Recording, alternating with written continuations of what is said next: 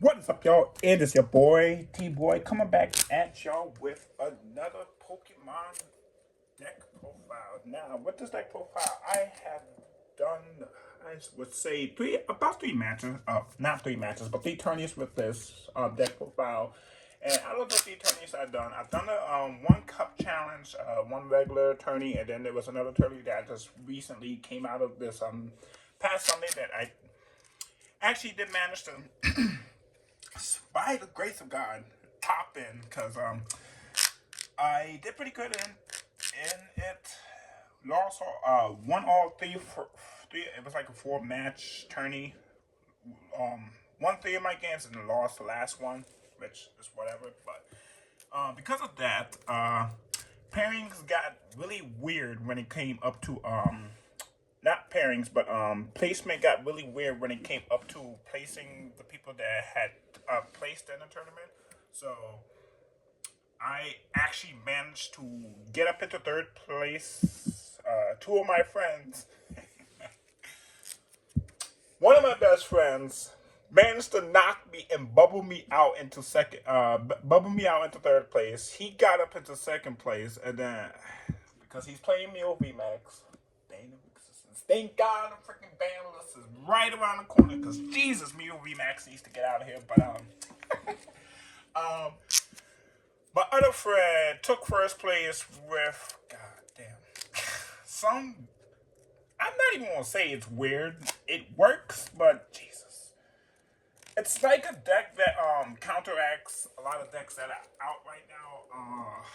The only reason why he was able to beat me so easily because there's a Scovillian out right now that does spicy hot breath, and it does double damage into the deck that that I was playing at this tournament. So he was actually able to quite clearly. We went game one.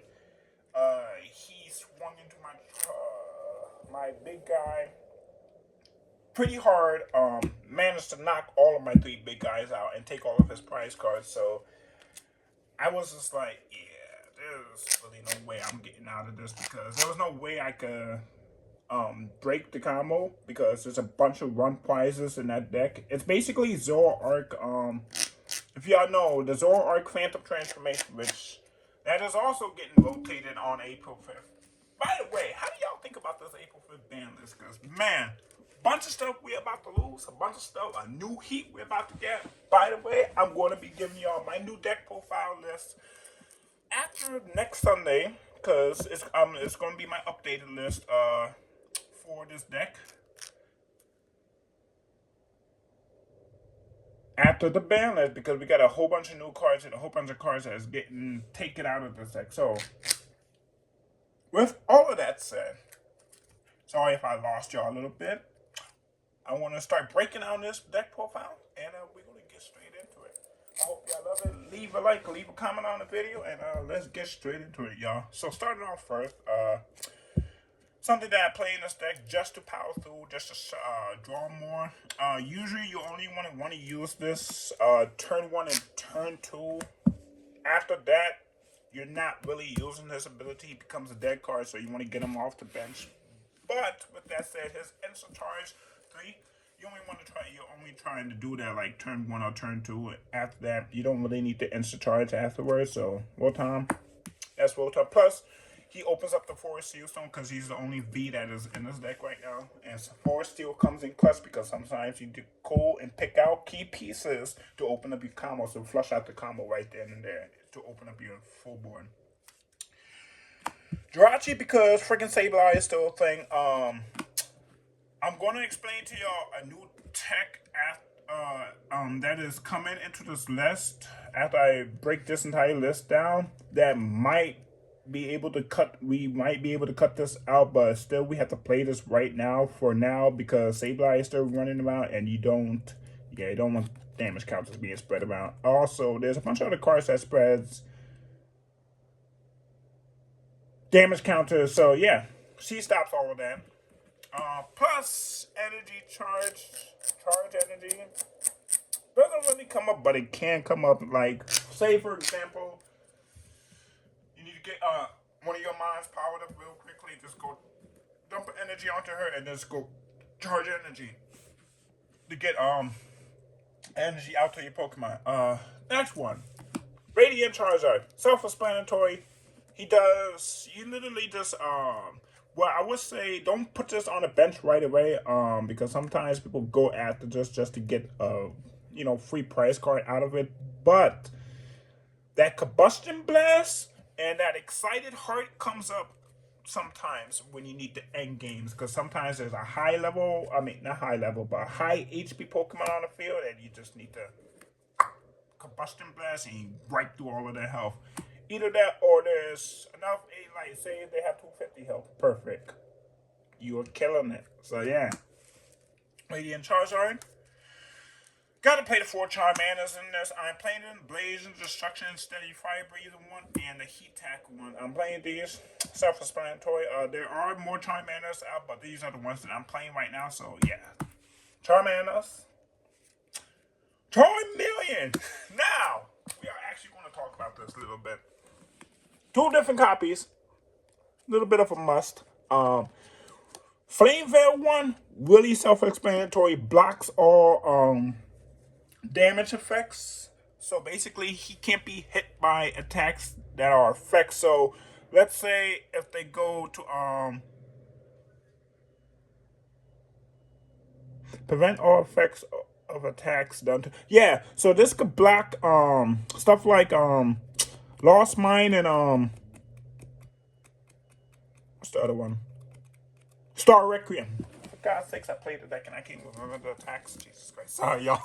But this blocks both of them. Plus, it blocks other attacks that could just be annoying. That's just trying to get rid of like sniping.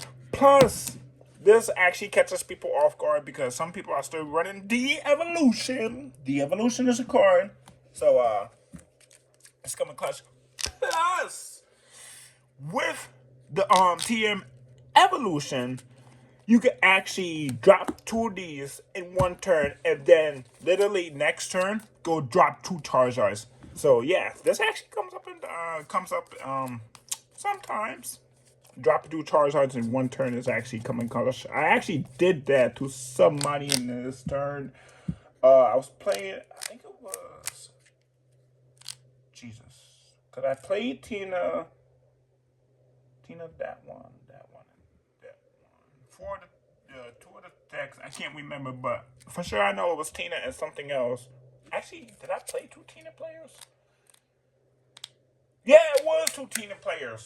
Because everybody at the screenshot for some strange reason picked up Tina. And, well, I understand Tina is good, but y'all ratios and Tina, Christ, are not right now. But anyways, Charmeleon, before I talk too much into that, the big boy Charizard, y'all already know he does. Inferno Rain spits 3 fire energy.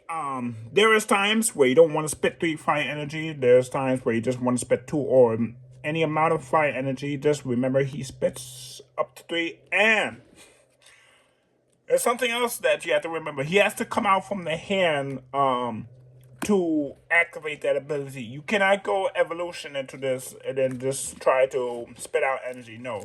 Has to come out from the hand to activate that ability. Keep that in mind. But Zard, yeah. I'm not really going to go into heavy explanatory of what this thing does. Y'all know what this thing does. Burning Darkness 30 plus every prize card. Inferno, yeah. And then the team up that I am playing it with is Double Pidgey. Yeah. Now, I was playing Bibaro with this, but I scratched that lineup, going back to the Pidgeot lineup, because Pidgeot just is able to search out any one card or keep combo of the piece of your deck. And sometimes your hands are just like 1 or 2 cards away from opening up full combo and just ending board right there. So, Pidgeot, get this girl. This girl is amazing. Now, let's jump on over into our energy. Now, the energy count in this deck, I've heard so many different ways that the energy count is played in this deck. I've heard 7, I've heard 8, I've heard 9, I've heard 10, and I've also heard 11. But the only reason why I'm playing 10. Well, was it 10? Hold on. 1, 2, 3, 4, 5, 6, 7, 8, 9, 10. Yeah, I'm playing 10 fire energy with this deck. Reason why, there are times these get prized. Don't want these prized. There are times they are sitting in the graveyard. Want them sitting in the grave. There are times where these things are just sitting in really random spots where you can't Inferno rain them out, and it's just like, okay, that's really bogus. So I would say having just 10, 7 and 8, you could play 7 and 8, but just keep in mind the lower fire energy, the lower the count of fire energy that you have in Charizard, the higher the risk factors are, and the higher that you have to be knowledgeable of where all your stuff is at when you're playing this deck. So yeah, that's how many energies I'm playing. 10 fire energies. I feel comfortable playing this. Might cut it back to 9, might cut it back to 8, but right now I feel comfortable right now at playing it at 10 fire energies. Now, my supporters. Professor Taurus scenario. I've heard so much stuff about this card.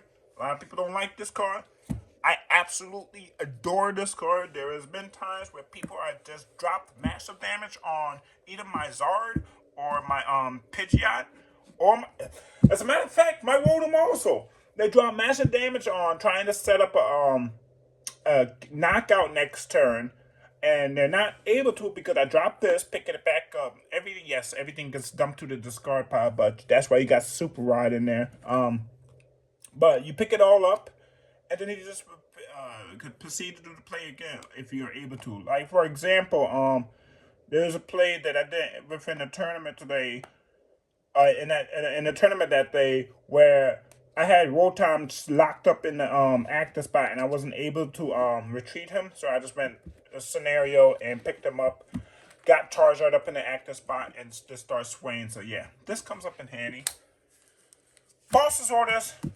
Anybody trying to hide anything on the bench? Yeah, this fixes all of that. Stop hiding your stuff. I will find it. We will always find it. 3 Boss's orders is the best. 4. You can play 4. It just depends how aggressive you're trying to play with this deck. So Boss's orders, hell yeah. Triple Iono. Powerhouse card of the another powerhouse card of the deck, cause breaking your opponent's hands comes in handy sometimes. Sometimes they have full combo and you're just like, well, flip your full combo. Let's play Pokemon Field, right? Powerhouse supporter of this deck is going to be Arvin. This bad boy right here, Jesus. There has been so many times where I've drawn into this card or I read Pidgeot because I need an item and a tool. And yeah, it's really, like I can sit here and talk my ass off about this guy, but I'm just going to say, have to play 4 Arvin in this deck. It is a must-have. I guess you could call it Arvin Zard. The regular list that we were playing before everything changed. Now, to get into the items, y'all. Choice Price Splendor, self-explanatory. Has to be played. Extra damage onto V's, just in case you run into a V deck. Defiance Band. Self-explanatory, must be played. Extra damage onto any card, but you have to they have to have more prize cards than you. So if you're in a losing battle, like if you're playing against a deck that struggles against, yeah, this comes up. Technical Machine Evolution. Like I said, dropping 2 millions in one turn and then being able to go double Zard. Or if you're playing the one Pidgeot or Pidgeotto, you could drop a Pidgeotto and then evolve everything next. Yeah, it's just really, really, really good. And this gets bypassed the fact that instead of taking 2 turns to get Zard up, you can literally take a 1 turn to get Zard up in a way if you are straight up evolving. This helps. Now I am playing two double four seal stone because for the off chance one of these gets prized, that is really bad because Star Alchemy is a stupid search any card.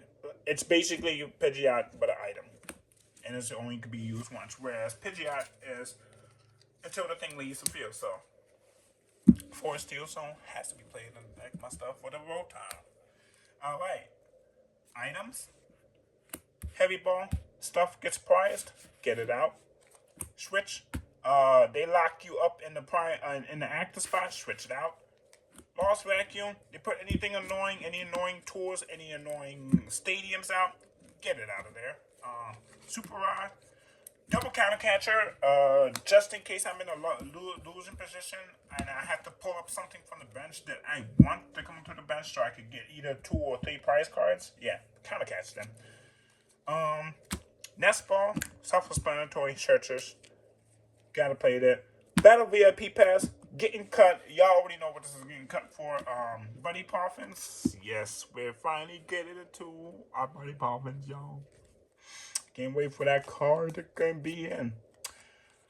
Triple Ultra Ball because there's sometimes you just need to hard search into key pieces, and there's times where you don't have Pidgeot right away. So this the hard search Pidgeot, just hard search into anything, and you don't really care about discarding because sometimes when you're discarding, you're just discarding pieces that you don't need at the current moment. So Ultra Ball, still a good card in my opinion. And then for the last card, it will be the Quad Rare Candy. Has to be played self-explanatory. If you're not hard evolving Rare Candy, you got a Rare Candy straight up into your mons. And this is basically the Zard list. I'm going to be showing y'all the new stuff that is going to be being put into this deck. Y'all give me 1 second. Let me find my binder because I know it's sitting somewhere around here. Never mind, I found it.